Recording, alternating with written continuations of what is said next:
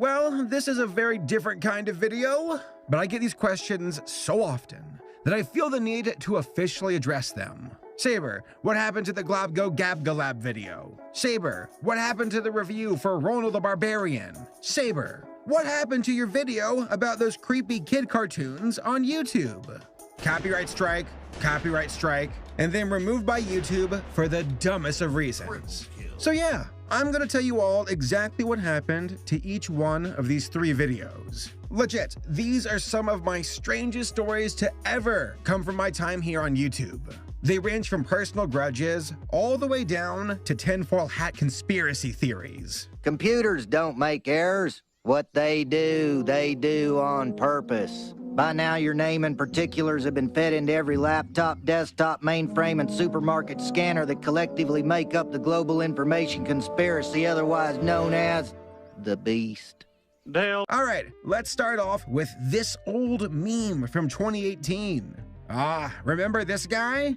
The fat worm? The Globgo Gabgalab? That's his name. That's officially his name.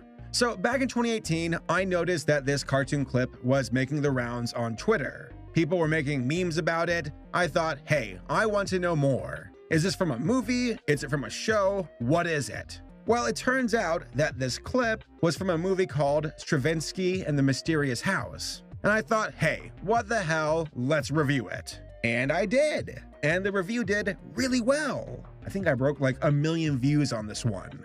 Well, a few weeks after releasing the video, I was contacted by the guy who made the movie, his name being David. He put 2 copyright strikes onto my channel, one for the review and one for the Let's Watch. I was like, what the hell? What did I do? What happened? I emailed the guy and I said, hey, so what's going on? And he was like, well, your videos, they aren't really technically fair use. And I was like, I disagree. I think that they are. And then he was like, well, too bad, because, I'm the one doing the copyright striking. I thought to myself, well, this sucks. For those who don't know, you do not want copyright strikes on your channel. The first strike, not the end of the world. The second strike, you start to lose abilities you can actually do on your channel, like custom thumbnails and whatnot. 3 strikes, and you might lose your channel entirely. And I don't want any strikes. It's not worth it. No video is worth a strike. So I said to David, I will take down my videos. I will delete them. Will you please remove the strikes on my channel? He said, sure. So my videos, I deleted them. They were taken down off my channel. I did not re-upload them anywhere, but some other guy did. So I have folks who are like, hey, SABERSPARK, this guy stole your video. He re-uploaded it onto his channel. And I'm like, I don't care. I just don't care. If David wants to go after that guy, whatever. But something tells me that he doesn't care because he wanted to go after me. For some reason, I was the one who went too far. My review was what got underneath his skin. Not these guys. No, their reviews were perfectly fine. They're fair use. It was my review though. Mine was the one that went too far. And you'll start to notice like patterns here with my videos. It's like, imagine a bunch of YouTubers sitting in class and the teacher is looking at the chalkboard. Well, the students are like, hey, I'm gonna throw around paper balls and cause a bunch of trouble. And the teacher turns around and everybody's acting like angels and I'm the one caught with the paper ball in my hand and then I'm sent to detention. That's my life here on YouTube. That is my cross to bear. And that is not a pun because this is a Christian movie. So yeah, that's what happened to the Globgo Gabgalab. And if you want to watch it, there it is. But hey, like my hands are off here. Whatever. I'm staying away from this. I am the Globgo Gabgalab. Next, we have Ronald the Barbarian, and this one is even weirder. So in April of 2019, someone recommended to me Ronald the Barbarian. I thought, hey, this looks kind of awful. Let's check it out. And it turns out that I really like the film. It's not perfect, it's got issues, but it had heart. There are some good jokes. I thought the story was at least engaging, held my attention. All in all, I gave this movie props. I reviewed it and I told my channel, guys, this one, it's pretty good. And it's from a Danish company, a Danish studio. I don't get to review international stuff too often, especially from Daneland. I know it's not Daneland, it's Daenerys. So the video, the review, was taken down. And just like before, I had a let's watch for this. Except this time around, I was like, no, I'll delete the let's watch before they do a copyright strike on that. So this time it was just one strike and the video was taken down. I was confused because in the time of me uploading this video, and like 2 weeks later, I actually got an email from the guys who directed this movie. They were like, hey, thanks for giving our movie a shout out. We were hoping to get more attention to it. We really appreciate what you said. Thanks a lot. And I was like, hey, awesome work. Maybe I can review some of your other stuff in the future as well. Keep it up. Then all of a sudden, out of nowhere, the distributors for this film did a copyright strike on my channel. I emailed them and I said, hey, so what's going on? This video is definitely fair use. Why'd you take it down? And they're like, oh, it's too much of the movie is in the review. And I was like, really? I don't really think so. I thought it was fine. Doesn't matter what I think. They're the ones with the power here.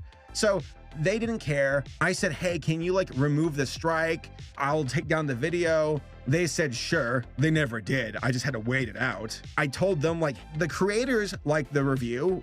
Can you talk to them? Can we work something out here, please? They said, sure. We're going to a movie festival. I think it was Cannes or however you say it. And then they said, when we get back, we'll talk to you. 1 month passed. 2 months passed. 3 months passed. And I was like, I'm not hearing back from these guys. This video is history. It's never coming back. And that really sucks. I liked the movie. I was proud of the video. It did really well. Again, broke 1 million views, just like Glob Go Gab Galab. And also I was excited about reviewing other movies and shows from the studio.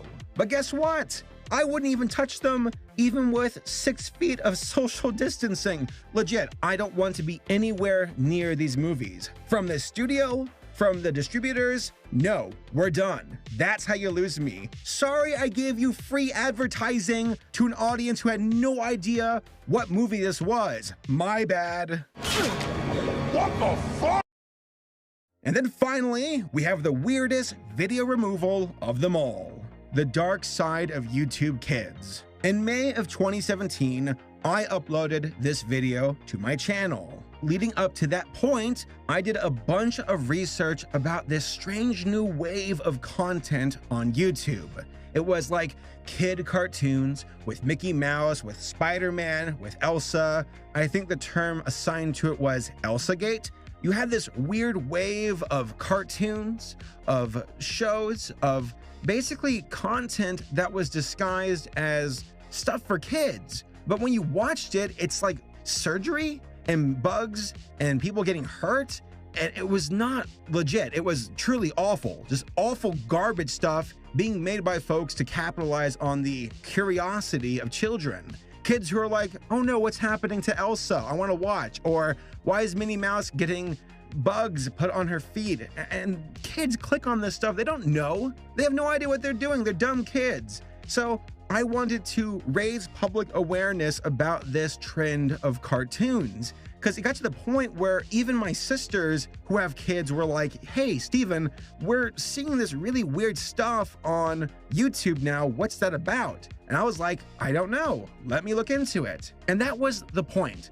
I wanted to let people know about this type of content and how crass and lowbrow it is, and how I just wanted to get views from unsuspecting children and parents. The video went out, it did really well, broke 1 million views. Again, it's a trend here.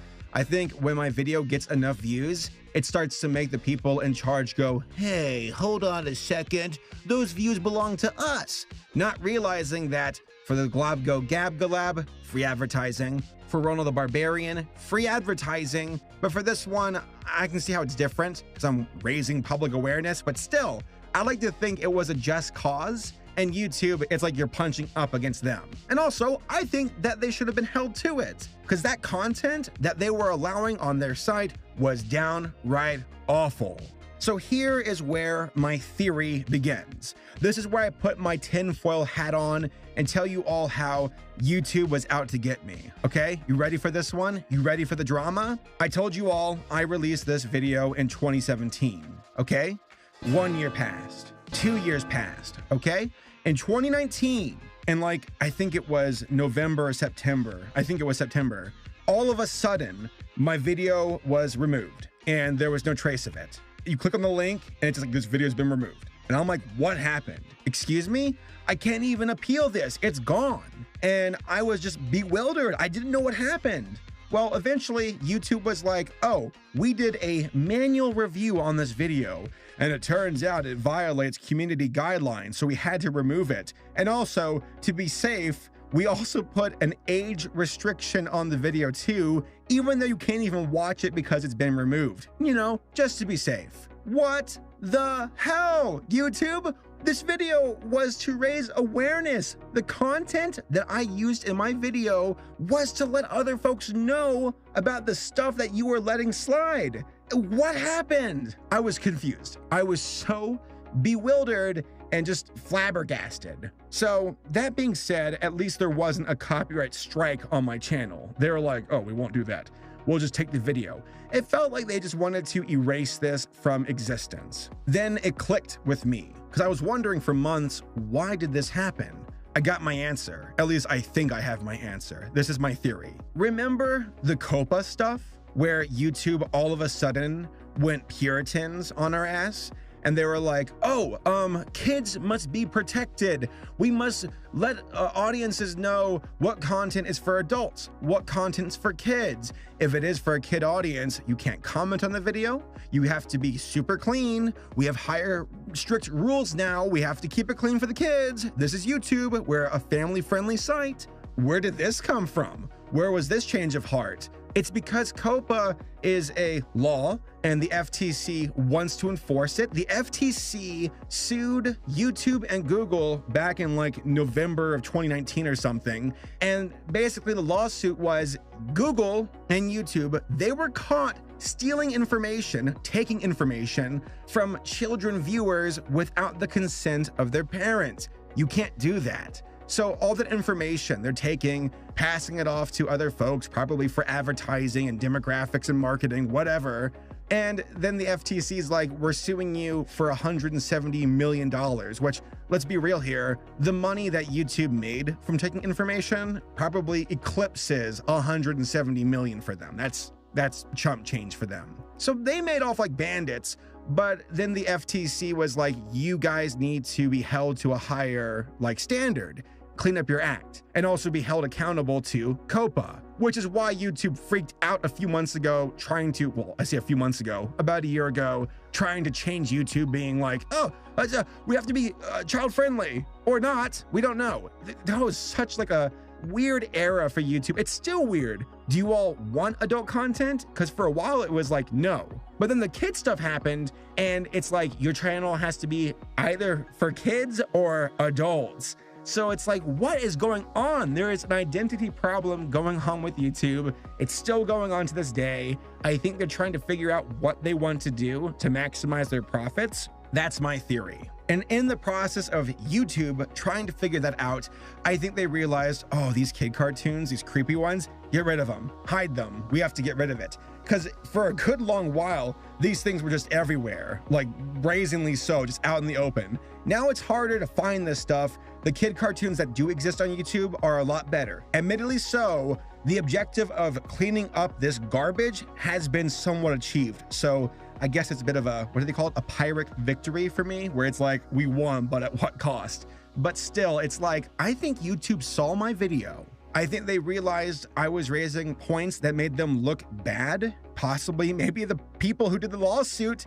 the ones who were prosecuting them, used my video as evidence. I don't know. That's probably not the case. But it felt like YouTube saw my video and said, yeah, this garbage, get rid of it. We never did such things. We're completely clean and Christian and holy in the eyes of God. And of course, the FTC, because we got to get that sweet, sweet money, but legally so. Wink, wink, wink. So that's my tinfoil hat theory. I guess the main reason why I err on the side of conspiracy here is that my video stayed up for 2 years. 2 years with nothing happening to it. And then it wasn't until 2019, after the Copa stuff started to fall on their radar for YouTube, where it was taken down manually and very suspiciously, where it was just gone. So that's my theory. That's what I think happened. So yeah, you've got the Globgo Gabgalab, which was a personal grudge from the creator telling me to take down the video. That's what happened with that. Ooh. Ronald the Barbarian was a bunch of suits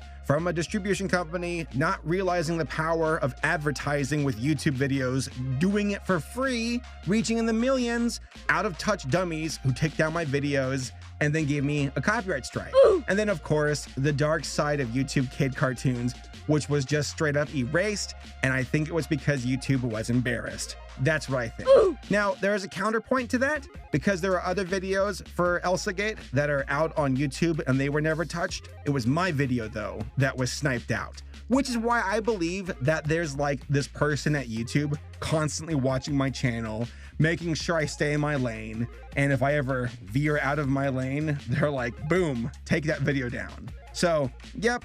I get videos that are blocked for copyright claims. That happens. I get videos that I can't monetize because of, again, copyright claims. That happens. But these 3 videos in particular all suffered unique fates. And there you go, folks. That's what happened. I wish I could re-upload them, but copyright strikes scare the hell out of me. And then this one was just way out of my hands. It was like ripped out of existence. And it was done by the big boys of YouTube themselves. So I'm powerless. That being said, I'm trying to do everything I can moving forward, being honest with myself, making genuine, good content that falls into fair use. And I just want to be able to make content that my audience, you guys, can enjoy without being obliterated by the powers that be. So there you go. That is just the nature of the beast, and it sucks.